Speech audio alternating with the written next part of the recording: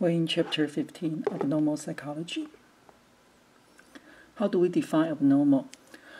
It's hard because there's no line we draw, say this normal, this absolutely abnormal, this absolutely normal. So when we defined abnormal psychology, it's based on this book, DSM, and now we have the 5th edition already. It defines all the possible psychological disorder and what's the criteria, what's the characteristic. Eventually, we have to draw a line somewhere. So before we start, I want to let you know that there's no 100% normal and there's no 100% abnormal, which means when we go through this and we find one psychological disease, say depression, and they list 10, 20 different kind of criteria, and you will find, well, okay, I have a few of them. And you are still normal. Compared with people with depression, they just have more characteristic. So there is no absolutely normal or absolutely abnormal. And we do find people that are diagnosed based on this book. They have certain mental disease, but they are able to maintain their life well. They just have more and pass the criteria, more characteristic pass the criteria. Okay, so this book it put into different axes and talk about different kind of disease. Let's look at one of them. You found, oh, okay, I have a mental disease. This one is called the internet addiction. It's a mental disease. Yes, do you have it? Okay, let's look at those characteristics. Preoccupied with the internet. Okay, is that you? You need to use internet with increased amount of time. You say, well, okay, I just use 3 minutes and then go to 3 hours. And has made unsuccessful effort to control, cut back. Okay, I say, today I don't want to use internet. Then you check Facebook. And feel moody, depressed, irritable when attempt to cut down, stop internet use. I really have to check the Twitter. Is that you? Have stayed online longer than original intended. Okay, when we go through this, you found, okay, well, I have some of them. And it turned out our life is okay. So that's what we're facing in the abnormal psychology. There's no absolute normal, no absolute abnormal.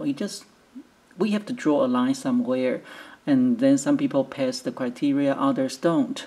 But we are all doing our best to hold our life together. And most of us, actually based on the criteria, let's look at the next slide. Actually, a lot of people, they have mental disease. So after they look at those criteria, because they list all kinds of mental disease, well, okay, 50% of the population diagnosed with certain level of mental disease.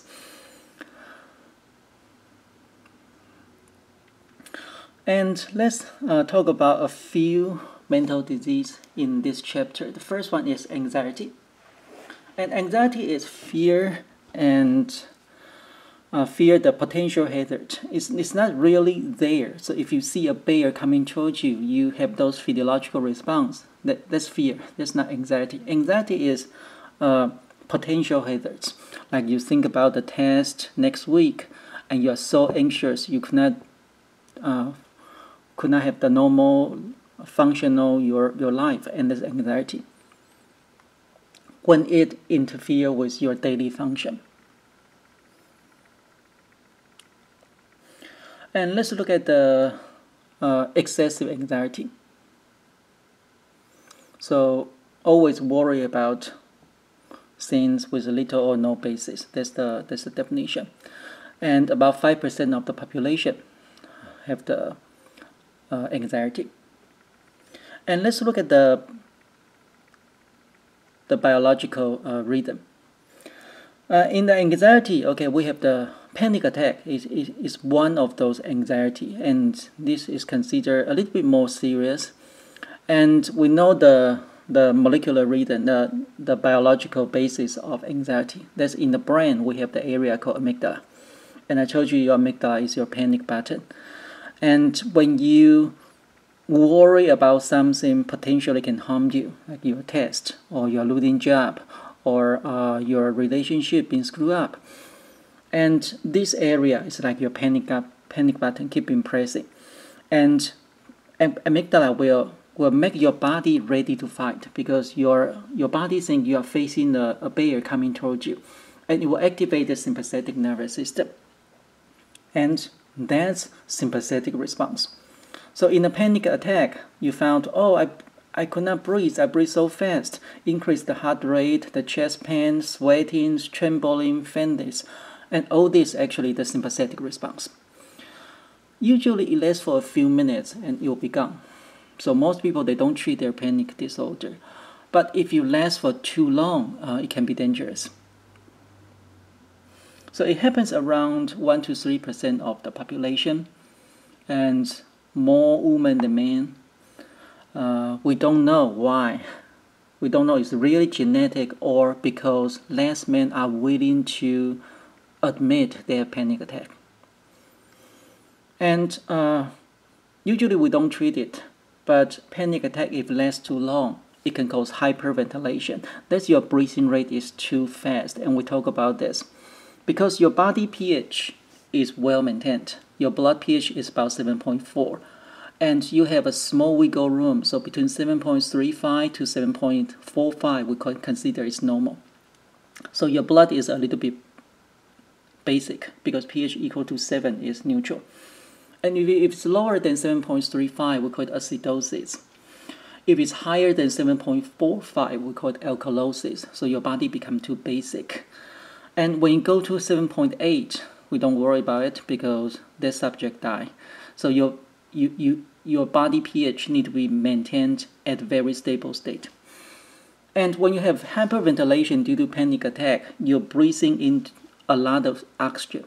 Yeah, that's the purpose. But you also breathe out too much CO2. So turn out those CO2, they stay in your blood. They need to have certain level of CO2. So CO2 is not always bad. When the CO2 dissolves in water, it becomes carbonic acid. Think about soda. Soda is they press CO2 into sugar water. So those bubbles are actually CO2. So when you drink too much soda, you burp, and it's the CO2. And the soda is acidic because there's carbonic acid. And when you hyperventilate, you get too much CO2 out, and your blood becomes too basic. And we call the respiratory alkalosis. It's caused by breathing, and your body becomes too basic. And you're gonna bring your body pH higher and higher. It will go over 7.45 and to the 7.5.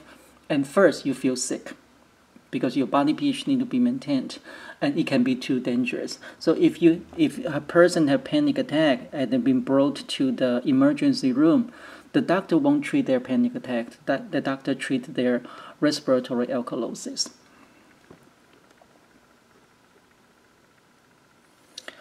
What's the treatment? Psychotherapy? Yeah, Sigmund Freud. That's his field. Antidepressant drug. And you say antidepressant is for depression. Why it works on panic attack and anxiety? The answer is we don't know. Especially in this field, in the mental disease, this is very complicated disease, and a lot of people they don't respond to the treatment. And during the treatment, the doctor will prescribe something, and if it works, they will keep using it. So we're going to talk about bipolar disorder. They use lithium. Why they use lithium? They don't know, because it works. And that's because the old doctor prescribed it, and they accidentally found it works, so they keep recording it. It turned out it works. And especially the brain, the molecular mechanism happening in the brain is so complicated. So we turn out have some people, their body responds to it, and others, they don't. And if it works, it works. Otherwise, okay, don't worry about it. If it works for you, it works for you, right? Okay, another kind of panic disorder, phobia. A lot of us have phobia. Social phobia, you're afraid of being with people. Agoraphobia, you're afraid of the open space. About 11% of us, we have certain level of phobia. And strangely, a lot of them, they disappeared in the Middle Age. And all these are the common phobia, like they are afraid of open space, public speaking. Well, if you're a teacher, you're afraid of this, and you have a lot to work on, right? Social phobia, being alone, and any kind of danger. There's a nomophobia. If you are interested, you can click this, and they talk about the top 10 common phobia and those weird phobia. We do have people afraid of sleep. Okay, they have a lot to work on, right? So they have some weird phobia. And how to treat phobia? 2 ways. Systemic desensitization. So it make you slowly exposed to it. Say you are afraid of cockroach. So first, we will put a cockroach and in your room, but in a corner. So you feel very uncomfortable, and after a few hours, you get used to it. Then we'll bring the cockroach on your table. And first, you feel very uncomfortable, and gradually you get used to it, and until you desensitize. That's this kind of treatment. Second one, flooding. You're afraid of cockroach? Okay, I'll lock you in the closet and I pour in 100 cockroach. Well, sounds gross. And until you scream, you beg for help, and after a few hours, you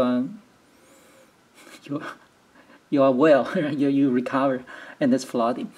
You can look at this. This is the flooding, not a real experiment. A guy found his girlfriend cheating on her, so he locked her in the car and with a box of cockroaches. And that's one of the flooding. Let's look at the drug, benzodiazepine. Benzodiazepine is a tranquilizer. We talk about this in Unit 3. Tranquilizer is the medicines will trigger GABA, the neurotransmitter, inhibitory neurotransmitter release. And it helps in some people. So in the mental disease, when we talk about the treatments, all these treatments, they are FDA approved, means the doctor can prescribe this to treat that patient with this symptom.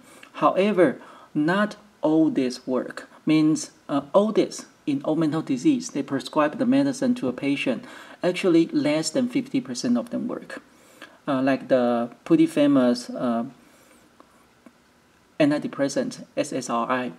There are so many different kinds of SSRI, and we know it works, but actually every kind of medicine only work for about 40% of the patient. So the doctor actually have to switch to different kind of medicine to find the one work.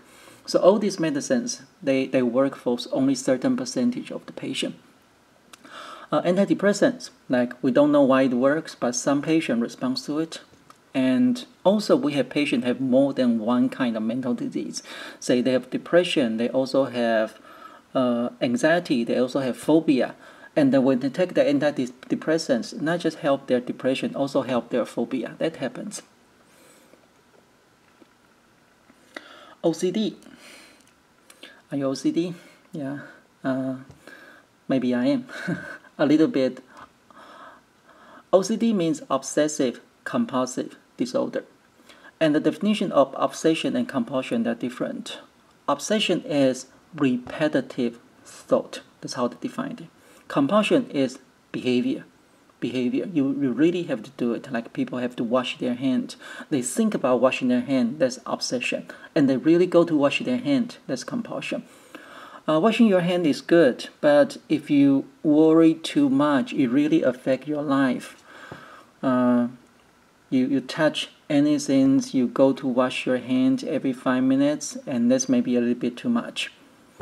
And usually checking and cleaning, these are the two common OCD. And what's the treatment? Okay, usually exposure therapy, like you're afraid of germ, and we let you keep watching those. You're afraid of touch anything, and we'll let you keep watching it and found you're fine, and eventually you recovered. Or drug, SSRI. Okay, let's take a short break.